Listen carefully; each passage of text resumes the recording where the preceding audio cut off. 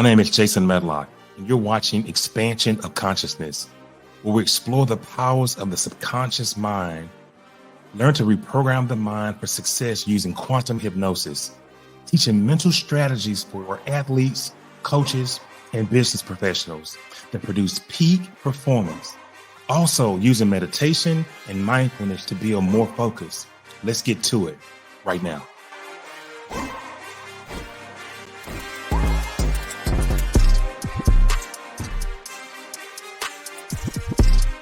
I want to welcome you to the Transform Your Mindset Bootcamp with the fascination with the human mind. The fascination with consciousness is what drives you. You cannot miss the fact that mental training techniques roll right in the dynamic of the actual training process. Wow.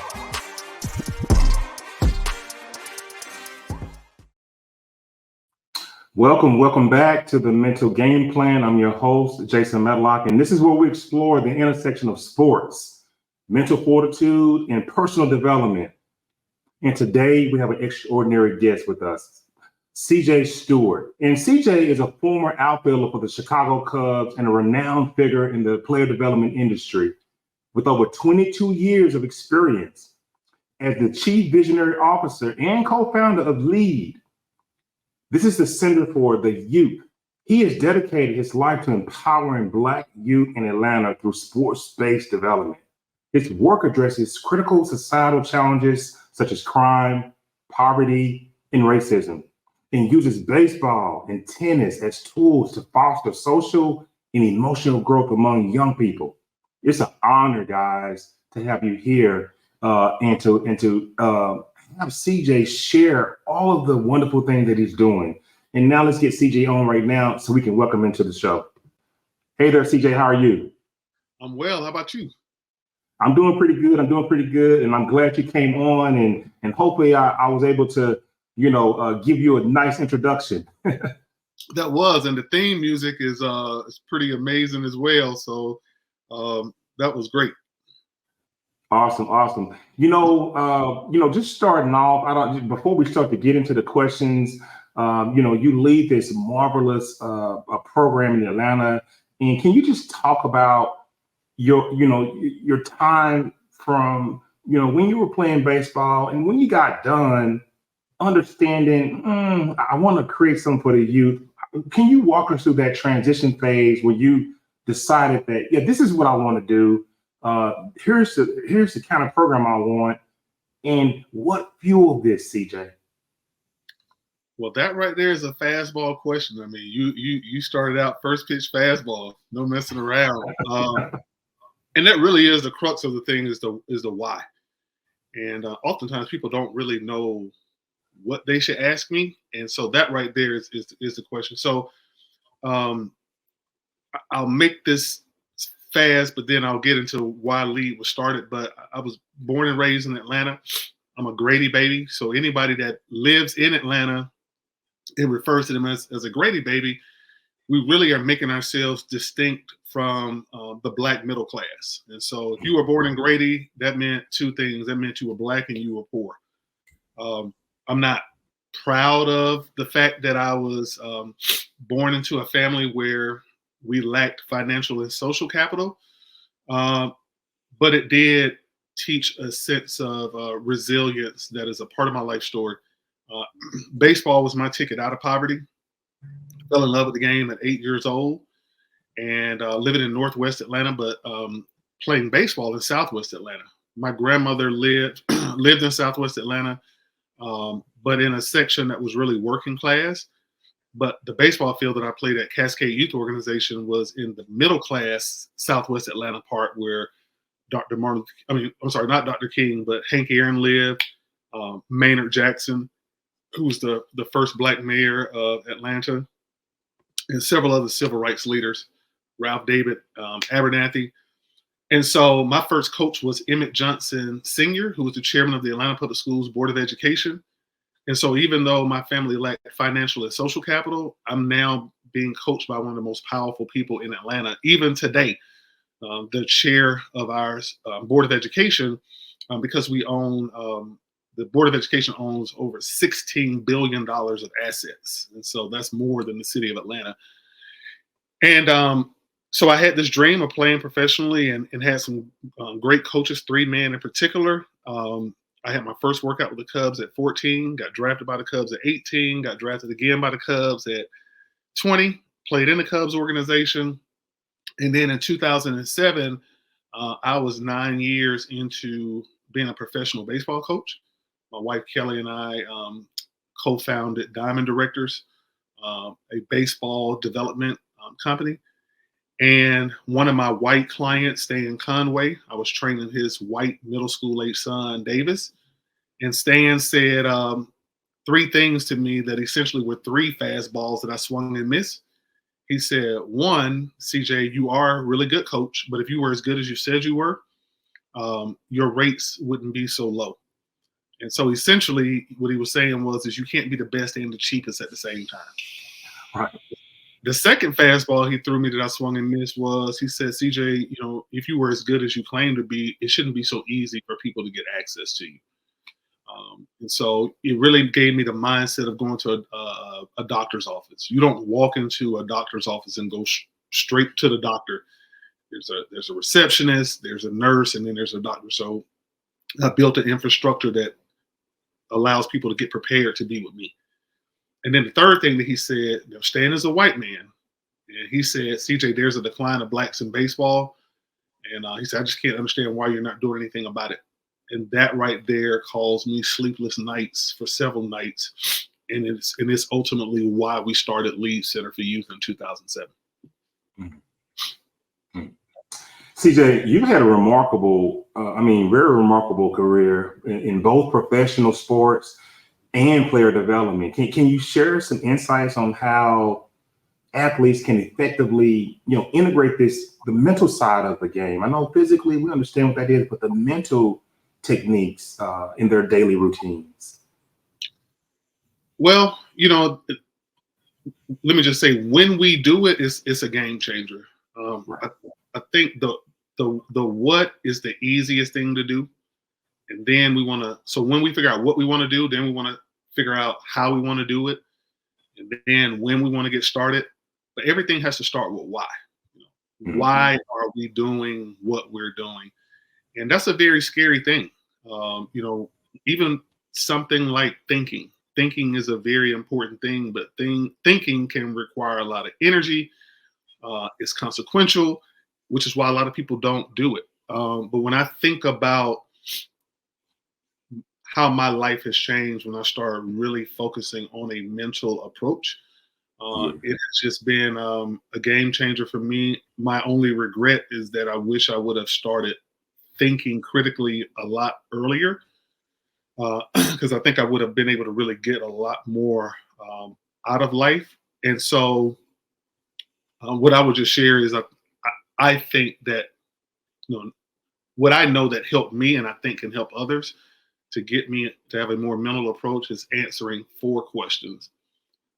What do you worry about? What do you dream about?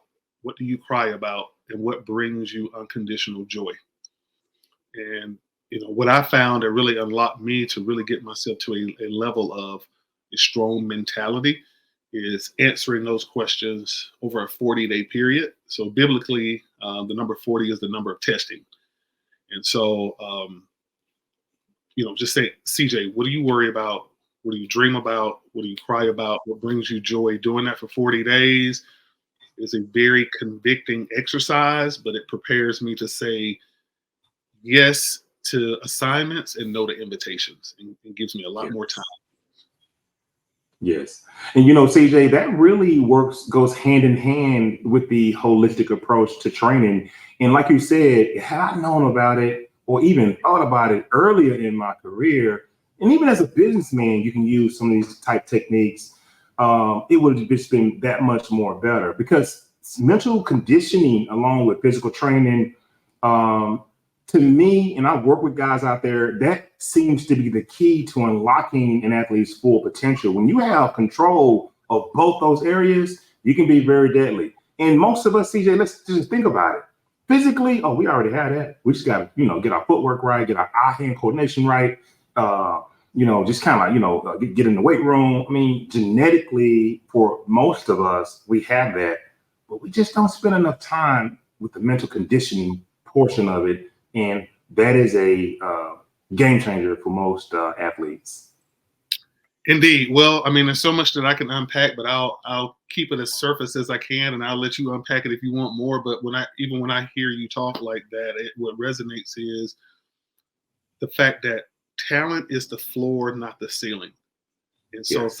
for myself as a Black boy playing baseball, I was very, very talented, and that's what I heard a lot, how much talent I had.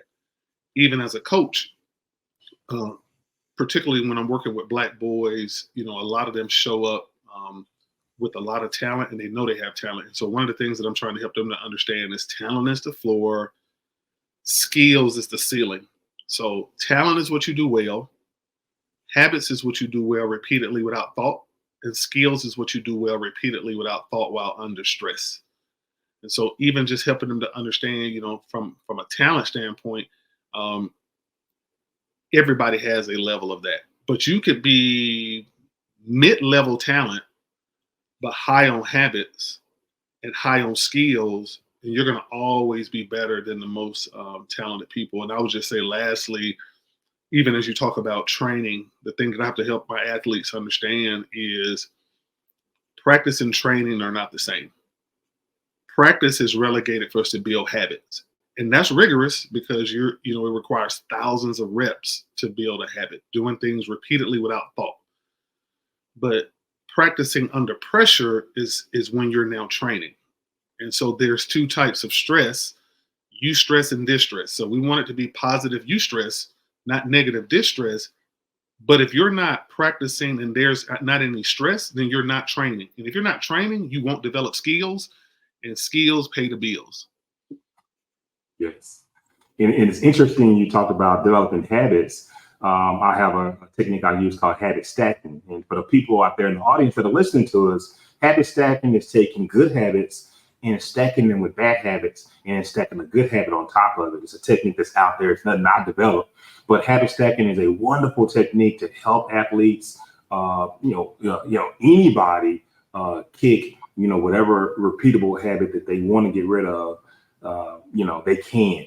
But, oftentimes, CJ, and I know you work with young people, and I'm so happy to see that. I was a little league football coach for 14 years. Both of my sons came through the program along with 120 kids. And my wife at the time and I were the president of the organization. So working with kids, I commend you. And just reading about you and seeing all those young boys, they're awesome. But athletes often struggle with motivation, CJ, focus, confidence. And I want to know, what practical advice do you have for those facing these type of mental barriers? So, one of the things we have to make a very clear distinction is inspiration and motivation. So motivation is internal and inspiration is external. And we can inspire young people, but the motivation has to come from within. And so I go back to those 4 questions. The kids that I train are as young as 3, all the way up to major leaguers. I've been able to, over the course of 25 years, I've been able to coach some of your more notable players today: Peter Alonso, Andrew McCutcheon, Jason Heyward, Dexter Fowler, several others. And so those 4 questions: what do you worry about? What do you dream about? What do you cry about? And what brings you unconditional joy? These are the type of questions that get to the root of what they want to become. And also too, making sure that they understand how to start with why. I heard it once said that if you ask somebody and challenge them on why to their what 5 times, then you'll really start to get to the crux of it. So it's why do you want to play Major League Baseball? Because it's fun. Well, why is it fun? Right.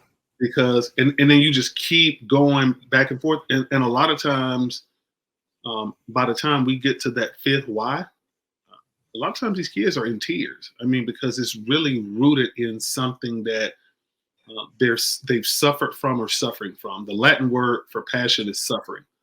So whatever you're suffering from or have suffered from is what you're passionate about. I mean, it's not an argument that I will even take part of. And if you're telling me you're passionate, but you can't tell me what you've suffered from or suffering from, then it's not passion. And if you don't have passion, then you won't have fuel for what you're doing. So, it was a long-winded way of just saying, for me, the tactics that I want to be able to do is get to the heart with why questions before we get to the head, which is now the competency around the sport and in life, before we get to the hands. I just love listening to you because no, you're not long-winded, but you are using in a roundabout way the same techniques I would use as a sports hypnotherapist. Understanding why. And tell me, exactly what you want. And I want to be able to, throw the curveball, and I want it to land right in the sweet spot. Well, what's stopping you? And once you start to dig and dig and dig, you'll find out. Sometimes it has nothing to do with the physical ability. It's something to do in the personal life. And then from there, we just work on those things using hypnosis or using some level of talk therapy. I'm not a sports psychologist, but sports psychologists, they use those type techniques. I think sports hypnotherapy is deeper because we work at the subconscious mind level to reprogram the subconscious mind into doing exactly what you say you want to do. So to hear you talk at that clip, I'm smiling because I'm like, hey, that's kind of what I do. But can you share any real life success stories of any individuals who have successfully navigated challenges? Let's see. I would think of Jason Heyward. He comes to mind. He is currently a right fielder for the Los Angeles Dodgers. And I started seeing him play when he was around 11 years old. Wow. Isn't that special, though? I don't mean to cut you off when you can see these young boys and then all of a sudden you're working with them and helping them and then they flourish. And I didn't want to cut you off, but in like Little League football, and you see these guys in college, and that's special. Yeah, I mean, the special part of it is seeing something in people, and specifically with Jason, seeing something in him that he wasn't quite able to see. I mean, yeah. And also too, I would say, even giving his parents permission to say, we want our son to become a major leaguer. I mean, they loved him and still love him. But for me as a professional, when I saw him at 10, it was like everybody else, this kid is really, really special. And then his mom and dad allowed me to start coaching him around 14 years old. And when I started coaching him at 14, he lived in Henry County, which is a suburban part of Atlanta. And he was playing baseball at East Cobb Baseball, which is arguably the premier travel baseball program in the world. And he told me one session, he's 14, he said, Coach CJ, I found out that the halfway point between where I live and your training facility, which was not too far from East Cobb Baseball, he said the halfway point is Turner Field. And Turner Field is where the Atlanta Braves play. And he said, I want to hit a home run there by the time I'm 21 years old. So he's 14 years old. And physically talented, but very introspective, and a very auditory learner. He's the type of person that spends a lot of time talking things out. And one of the things that, I know his mom and dad were doing this, but his dad and I really were spending a lot of time helping him understand, as a Black boy becoming a Black man, that it was going to be challenges mentally that he would face going through the draft process, but even becoming a major leaguer because he was Black. And so, it's not by coincidence that the number of African Americans playing Major League Baseball, and even at the college level, is so low. When it comes down to evaluating players, most of your men in leadership are white men, and by default, they really have a strong connection with white boys. And so, the challenge that we had was just helping him understand the power in being openly Black, and also just understanding that when these thoughts of doubts would come,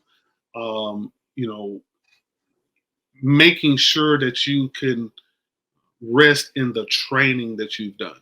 And so when we talk about the training, a lot of the drills that I do with the boys and the men that I work with are very challenging. Prime example, hitting a baseball off of a batting tee, that requires talent. Being able to hit a target from 50 feet away,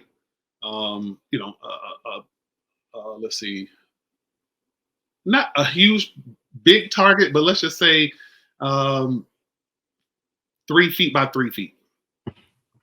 So, being able to hit that target 30 times out of 100, that's habits. But then reducing that target to a quarter, that requires skills. And then being able to hit that 25 times. So it's different exercises like that that really started to help him to understand, create an environment of, I'm struggling, I want to give up, this is mentally draining, but continuing to go on. And sometimes being able to go on because of inspiration, but sometimes intentionally leaving him there by himself. And so going through all of that, so you're experiencing doubt, and sometimes that doubt is, am I not being ranked high because I'm not a good player, or am I not being ranked high because I'm Black? And having to mentally deal with that. As the story ends, he's the 14th pick overall in 2007, and he's 18 years old. I forget the date, but at 20 years old, I think he was either 20 or 21, he hit his first major league home run on his first at bat at Turner Field against the Chicago Cubs. Wow. And that's exciting and inspiring to hear about any athlete overcoming, mental barriers and achieving greatness. Yeah, and it's your advice that's helping these young men, and it's incredibly valuable for anyone facing any type of struggle. So I commend you on that one.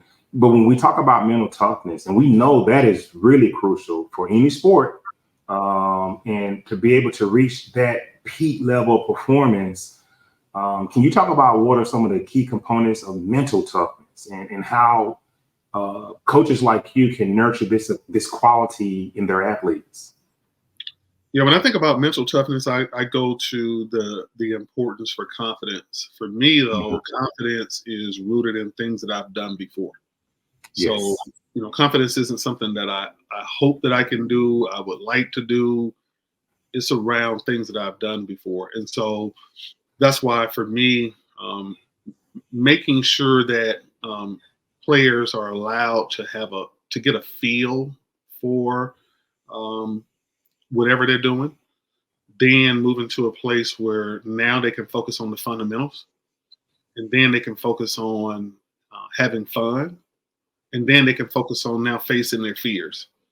And so that's important because, if you take something like trying to hit 100-mile-an-hour fastball, or, trying to raise $2 million every year, like my wife Kelly and I are charged with doing, is she's our CEO and I'm our chief visionary officer, so we can't have fun without funding. So if we don't have this money, then we can't be effective. When we first started in 2007, we started with a budget of about $50,000. Now we're operating with a budget of close to $2 million. So for me to say I am confident in year 2 that we can raise $2 million, that's not realistic because we've never done it. I could say I'm confident that we can raise $50,000 because we've done that. And so now when I show up in places, I'm showing up with a lot of confidence because of things that I've been able to do. But I need to also be allowed to have a period of time to just develop a feel rather than being forced to have outcomes. And then now I can fundamentally understand what it takes. Then I can start to have some fun. And then as I start to go through to next levels, then I can start facing the real fears that I have. And then when it's time to go to another level, I just want to get a good feel for it. I want to be able to understand the fundamentals. Then I want to have fun. And then I want to face these new fears because they're real. So that's my response to that. And just, understanding that I got to be confident, but confidence is rooted in doing tough stuff. I mean, excellent. Those are excellent points you made, CJ, because like it's building mental toughness seems to be an ongoing process. This is exactly what you're saying. And it requires dedication and the right mindset. Exactly what you're saying from both your athletes, you're applying it in that way, and you as the CEO of your organization. So it works both ways. And I imagine there's a role of visualization also that plays a part, a level of imagery in this as well. And we both know that visualization and imagery are powerful tools in an athlete's toolkit. How do you help athletes employ these techniques to enhance their performance? Well, I'm definitely inspired by, first of all, I remember my final year of playing professional baseball. I was no longer in the Cubs organization, and I was trying to play independent league baseball, and I wasn't doing really, really well, had some physical injuries. And I remember being in spring training, and I started reading this book called The Mental Game of Baseball by Harvey Dorfman. And Yes. I was like, I wish I would have been reading this book like a long time ago. And just reading that. But then I'm also inspired by the fact that Hank Aaron, who's was one of my heroes, I got a chance to meet him on several occasions. And on April 8th, 1974, he broke Babe Ruth's record of 714 home runs for 715. And so we celebrated that accomplishment, the 50th year anniversary in 2024, April 8th. One of the things that Mr. Aaron talked about was how he had millions of at-bats in his mind. And the power of visualization. And then what I've since later studied is your brain does not know the difference between whether you're actually dreaming something or actually doing it, visualizing something or doing it. So if I'm having, from a hitting standpoint, and I can inspire a young man to say, hey, listen, I want you to get 100 at bats every day and visualize them. Pitcher throwing your fastball, curveball, whatever, visualizing yourself hitting a home run, visualize yourself striking out and how you're going to respond to it. We don't want to be striking out too much, but you also got to, be thinking through that so that now you have confidence based on things that you've done before that you can actually do it. So yes, you're going to feel nervous. The bases are loaded. It's the full count and your team is down by 3. You're nervous, but you feel confident mentally that you can go up and physically hit this ball out of the ballpark. So I think that, and they actually have these new glasses. I forget what they're called, but you can actually put these glasses on and you can have these at bats and all that good stuff. But, there's several moments throughout the day that you can sit still, visualize what it is that you're trying to do. I still do that even myself. I mean, I visualized being on here with you today, thinking that through, and that's why I feel comfortable now. When I don't do that, I feel nervous, I sound stupid, and nobody wants to listen to me. So my effectiveness is still rooted. And I'll just say lastly, I mean, that's the thing is whatever I'm doing, I'm encouraging other people to do, and my mentors as well. What are you doing? And then I want to do that. So it's not like I don't have these same experiences. Visualization is key. I mean, I'm a best-selling author of a book called Empowered by Consciousness. And also I wrote a book, The Mental Game Plan, a comprehensive guide for mental training for athletes and coaches. In both books, I talk about visualization and manifestation and the importance of those two topics in your tool bag. And it's amazing how visualization can impact your real world experiences, your real world performances. And you can avoid any type of pitfall, in anything that can make a difference in your life. You can avoid it by using visualization techniques. But the one thing I say, CJ, is when you're visualizing, you just can't visualize surface. You have to visualize that new car you want. And what color is it? And what color is the interior? And imagine yourself sitting in that car. Go to the dealership and sit in that same car and look at the dashboard. That level of visualization seems to be effective for a number of people out there. And I love your examples of it. But let's talk about team dynamics. And I know that team dynamics are very essential for success. So what are your crucial elements for creating a cohesive team and work environment? So teamwork is one of our core values for Lead. It's the sixth. That's where that question came from. Yeah. So excellence, humility, integrity, loyalty, stewardship, and teamwork.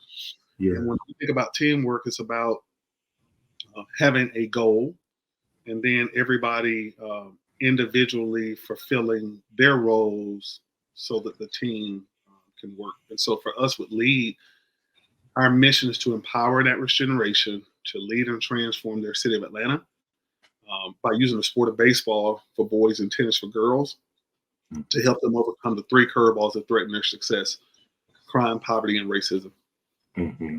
So we're a small but mighty team right now with Lead, and as we continue to grow, we'll add more staff. My wife, Kelly, serves as our CEO. I'm the Chief Visionary Officer. And then we have Bree McClendon, who is our Director of Programs and Strategic Partnerships. And then we have our daughter, Mackenzie Stewart, who is our Director of Tennis. And then we have program coordinators. So a lot of people don't know this, but former President Trump started America's first Space Force. So people are familiar with the Air Force, but we now have a Space Force. So my wife, Kelly, is our CEO. She represents our Space Force. Mm-hmm. So to go to space, you have to start on the ground, and then you're launched into space. But she's like a lot of satellites they're in space, and they're in space, and they have a lot of aerial coverage from a space level. Bree, our program director in strategic partnership, her and Mackenzie, they are our Air Force. And then our program coordinators are our ground troops, but not just enlisted soldiers that, although they are very important, our program coordinators have to serve like Navy SEALs, the elite force. I mean, because we're trying to help Black boys overcome crime, poverty, and racism, and Black girls in a city of Atlanta where if you're born in poverty, you have a 4% chance of making it out. Right. In a city of Atlanta where we're number one for income inequality based on race. So they don't need just regular folks. So anyway, Kelly is space, Bree is Air Force, as well as Mackenzie, and then we have our program coordinators. My job is to collect weapons. So within our team, I can get on the ground and serve like the Navy SEALs. Kelly can too, Bree can too, but that's not our job. My job is to collect weapons. Being able to know people like Jason Medlock, and being able to be on your podcast and making sure that more people know about us, that's collecting weapons. So when it's time to fight, if we need a hand grenade, They got the hand grenade. We need a rocket launcher. If you need a knife for close proximity, all of those different things. So, and I'll just say, lastly, for us, it is around being problem solvers. So if we're going to be very clear on the problem that we have, and we're bringing people in, giving them an opportunity to solve the problems that we have. So if you're going to be on our staff, or you're going to be a sponsor of ours, or even a donor, it's going to start with our mission, and then even unpacking that. I personally don't believe that Atlanta will ever become a world-class city until hundreds of thousands of Black people are living a sustainable life of significance. So that's the why. If you don't like that why, you definitely ain't gonna like our mission. And if you don't like our mission, you definitely aren't going to be able to be on our team. And I know that you're big with sports-based youth development for social justice. Just looking at your work at the Lead Center for Youth uses sports as a tool for social justice. Can you elaborate on how baseball and tennis help Black youth in Atlanta overcome challenges like crime, poverty, and racism? Yeah, so sports-based youth development, which is SBYD, is it's been around for some time, but it's still a new methodology, and it's a methodology that we have adopted, and we are considered, Lead Center for Youth, as the MVP of SBYD. And so what it is it is the intentional removal of barriers for youth through sports so that they can grow up to be healthy and engaged adults. When you're serving youth that are marginalized, and for us, the marginalization happens to be Black youth experiencing crime, poverty, and racism. That causes a level of dysregulation, and racism is even a mental health issue as well now, according to the CDC. So it is proven that dysregulated people can become regulated by moving, having access to sports, but that costs money and it requires advocacy, especially if you're Black and poor. And so, for us, we are using these sports to not only help our children become major league athletes, regardless if it's baseball or tennis, but also major league citizens, meaning that they're gainfully employed, civically engaged, and radical philanthropists. And so you have millions of talented kids across America, specifically that are Black, that are not all of them struggle financially to play the game, but many of them, without them knowing it, struggle from a emotional standpoint because people aren't giving them the benefit of the doubt, respect, and trust because they are Black. And so this pay-to-play model, which definitely is beneficial for your elite players. If you're not elite, then you get pushed out of playing the game financially and emotionally. So a SBYD approach, sports-based youth development approach, intentionally says, here are the barriers for this marginalized group of kids. It could be white children, Asian children, Hispanic children, whatever it is. Pick a sport, be clear on what the marginalization is, and be committed to that. And then for us, we are among one of the top SBYD organizations globally, according to Hello Insight, because when you think of social emotional learning capacities like positive identity, contribution, self-management, there's a rating and a scoring that goes through that. And so we score at the highest per our participants across the world. So this isn't just Kelly and I putting the tag MVP of SBYD on ourselves. The world is saying it. Yeah, I mean, it's just really inspiring to see how sports can be used as a vehicle for social change. But in particular, CJ, your work at Lead is a testament to the power of sports in transforming lives and communities. So you should be really commended for that. But I want to know, what are some of the key programs or initiative that lead you're the lead center for you that have been particularly successful in empowering young people?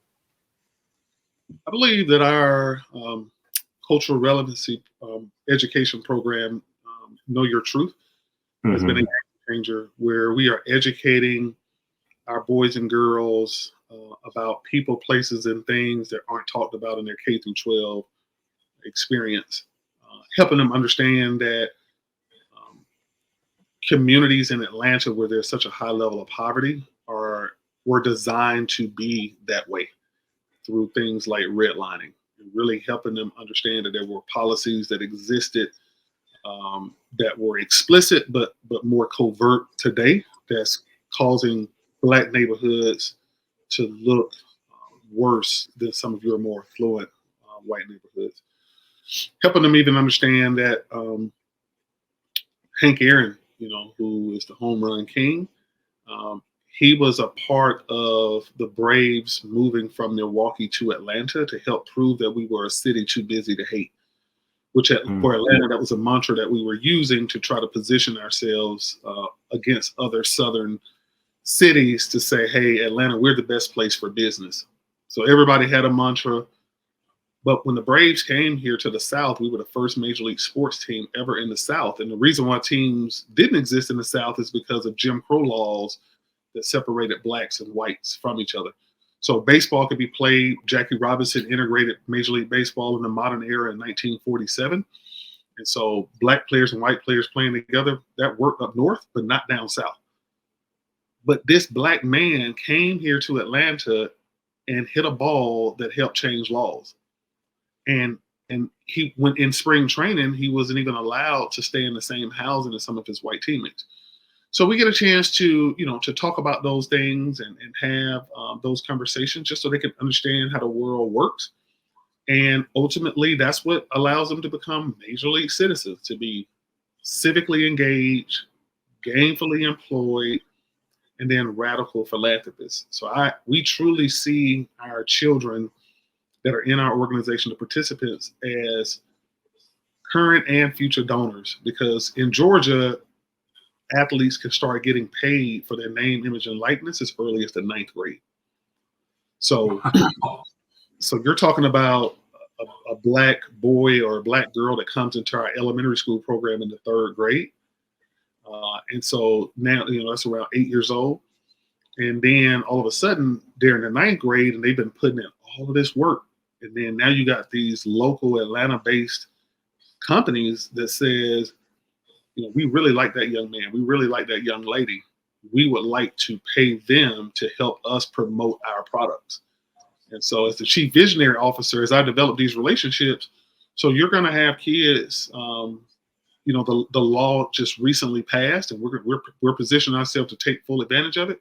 But you're going to have 9th grade boys and girls that are going to be helping their parents start to escape poverty.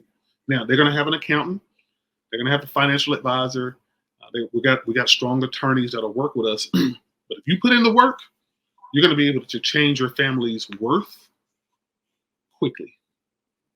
Wow. The importance of providing structured, supportive environments where young people can thrive. It's clear to me that LEAD is making a significant impact in the community of Atlanta and abroad. CJ, how important is mentorship and having role models for young athletes? And how does LEAD facilitate these types of relationships? Well, I think that mentorship, specifically in Atlanta, is Black youth are over-mentored, but under-sponsored. So there's an abundance of mentorship opportunities, especially for poor children, because it's the easiest thing to do. People want to come in and, all right, we're going to mentor these kids. The sponsorship is the key, because it's like, now once you've mentored me and you've shown me what to do, now give me an opportunity to do it. And so if Black youth specifically are given opportunities to put into practice what they're learning, similarly to their white peers, that's going to be a game changer. I can't really speak for other parts of the country, but I do talk to different people who share the same sentiment. Again, just like talent is the floor. Mentorship is the floor. It's the easiest thing to do. Like it's important, but we got to be clear on what's next. So that's what we focus on. Where through our year-round programming, we're mentoring them, Yes. but empowering them, which means to give them responsibility and authority. An example of that is there are times where my wife Kelly and I we're invited to events and galas in the city of Atlanta, and we can't go to all of them, so we send them. So there are times we'll send 5 teenage Black boys into a black tie event. We make sure that they have all the clothing that they need. We provide transportation because that's a barrier for a lot of them. And I'll give them an assignment and just say, hey, when you go in here, these are 3 people that I want you to find, take a selfie with, and send it to me. After you find these 3 people, if you want to start trying to check out the girls and all that good stuff, have at it. They go find these 3 people. They come back and, hey, Coach CJ, we met Ambassador Andrew Young. We met Miss Zanona Clayton. We met Miss Monica Pearson. Here's a picture. And that's your work. But I have to mentor them to prepare them to do that, but then I got to let them do it. Wow. Mentorship, man. Wow. And, mentorship and positive role models really have an impact on young athletes. And I've done it my whole career, and you have, and a lot of the former athletes have. And it really impacts these young people. But it's great to hear how Lead is fostering these, these crucial relationships and helping these young men, achieve at the level, that they desire. I know that there are financial barriers, that you probably have to address with a lot of the young people you work with. And they often prevent young people from pursuing their passion in sports. Sometimes mama don't have money to put you in these top programs, or put you with the top trainers. I mean, how does Lead address these obstacles to ensure that all the youth have access to training and development opportunities? Well, first, we have to just remain committed for us being the best. I'm one of the best coaches in the country, and so they already have that as an advantage. And then my job, again, to go out and collect weapons. So, when things reach a level where they need sports hypnotherapy, I know Jason Medlock.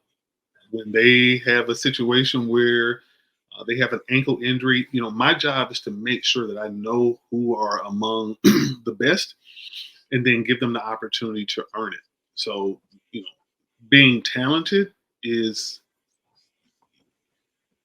you don't get access to me when you're talented. You can have access to my program coordinators, but you start to get some access to me when it's time to build habits, not talent. And then you start to get all of me when it's time to convert those habits to skills.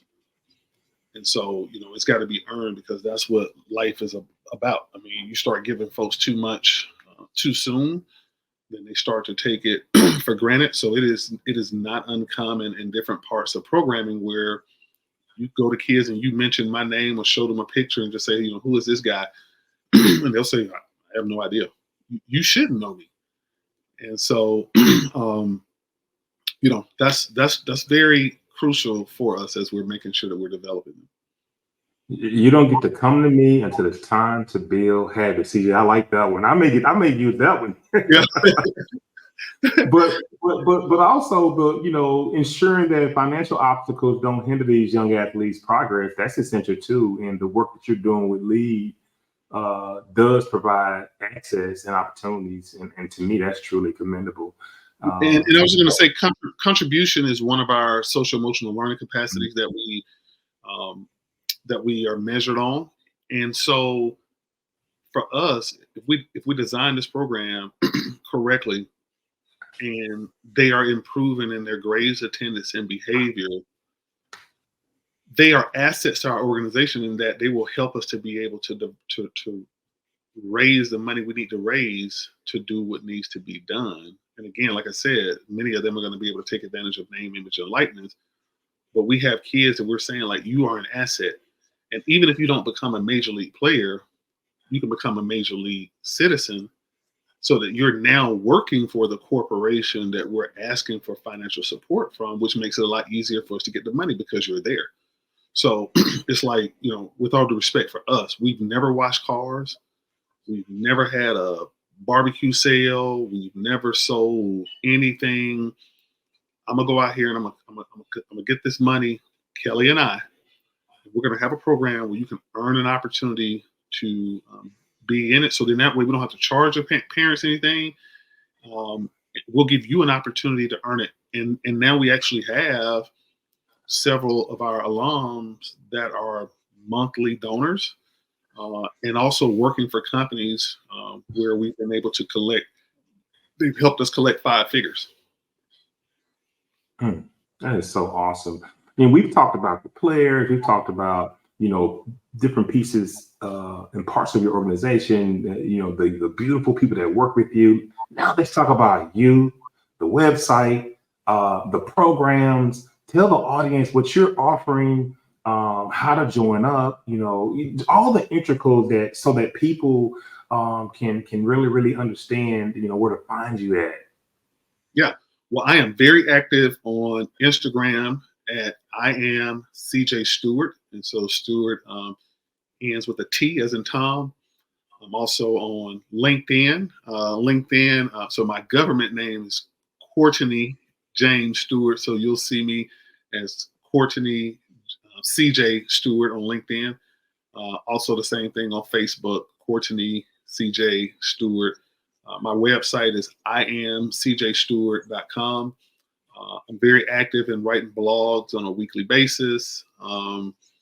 And, I don't use social media as a toy. I use it as a tool. So how I'm thinking from a mental standpoint, I'm very open about those. And so I find myself being places and people will say, hey, I saw a post that you made last week and I'm in prayer for you specifically about this.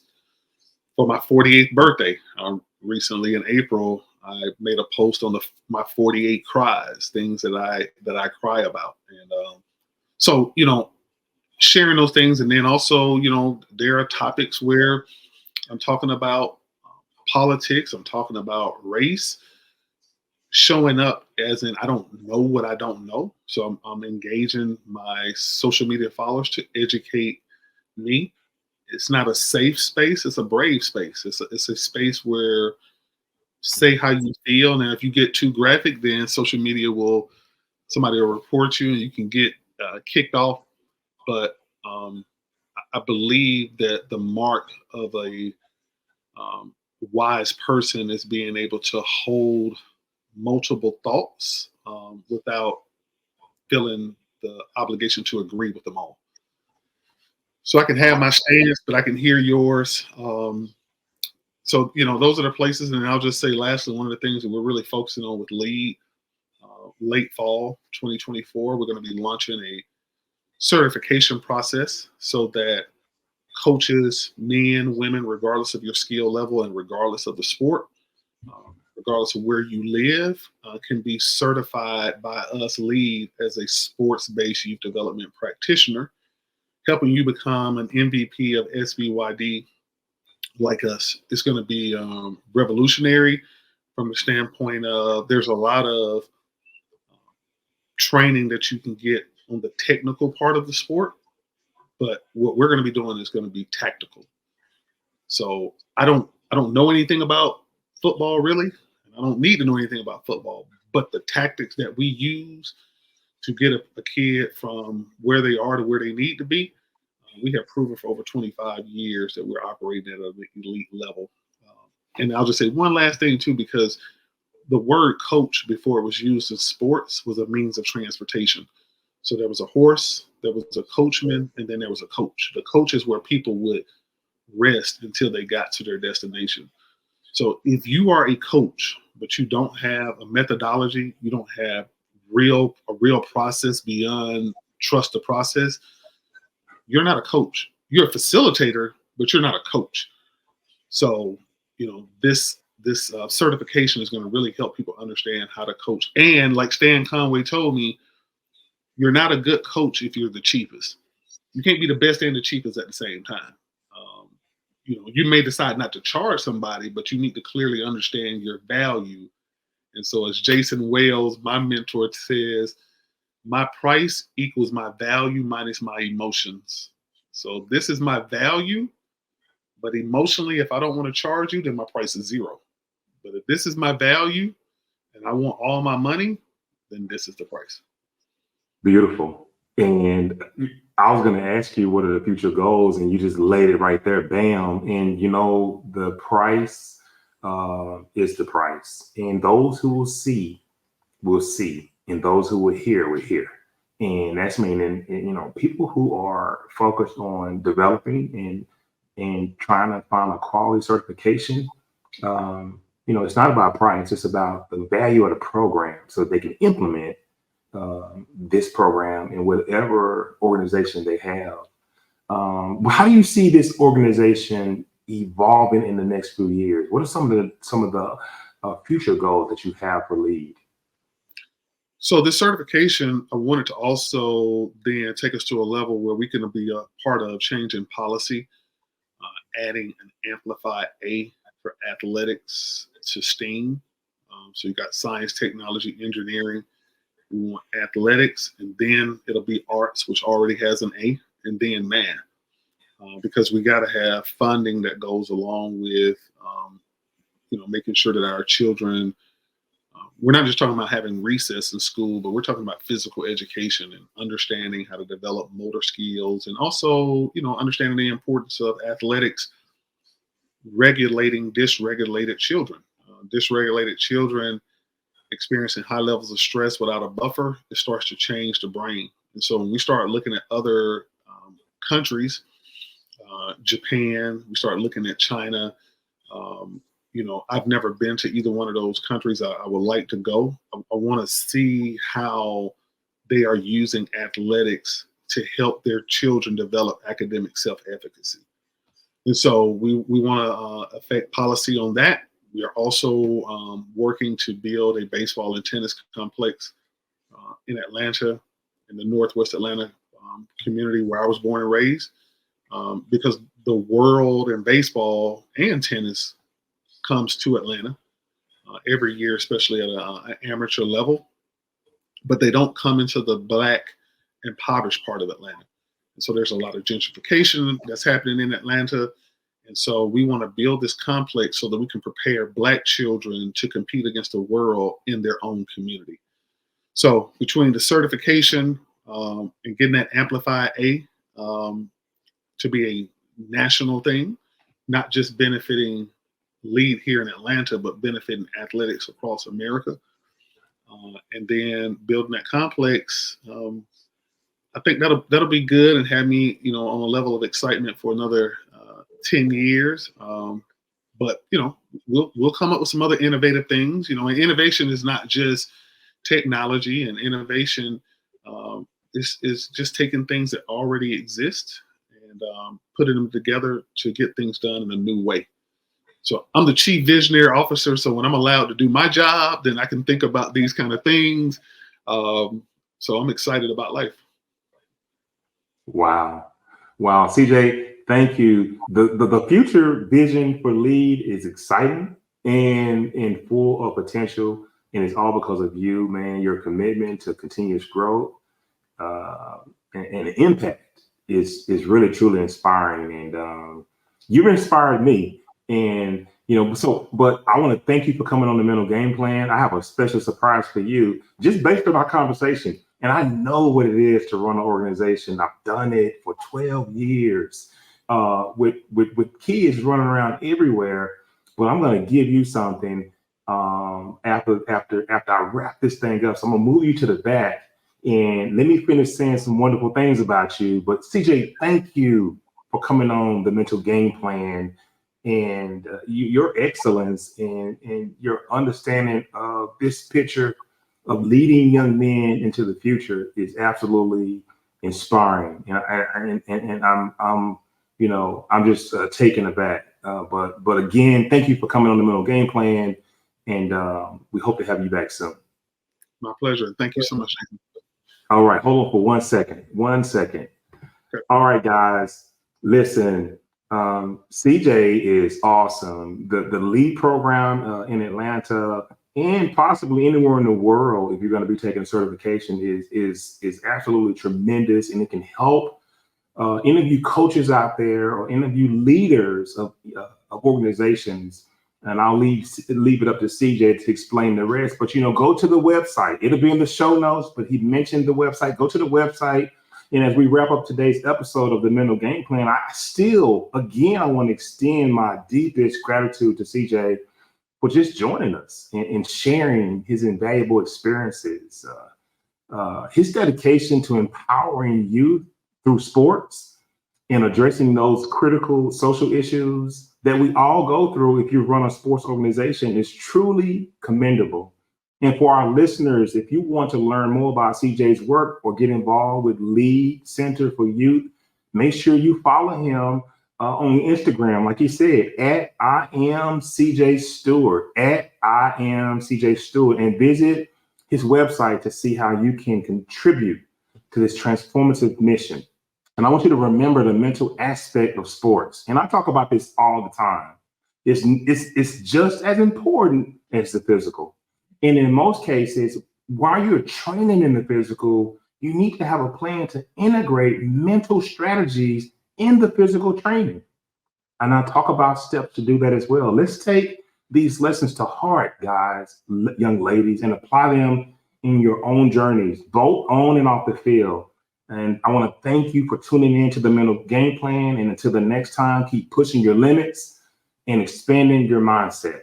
And if you found today's episode insightful, please like, share, and subscribe to our channel at The Mental Game Plan with 2 N's on YouTube, and at The Mental Game Plan with 2 N's on Instagram.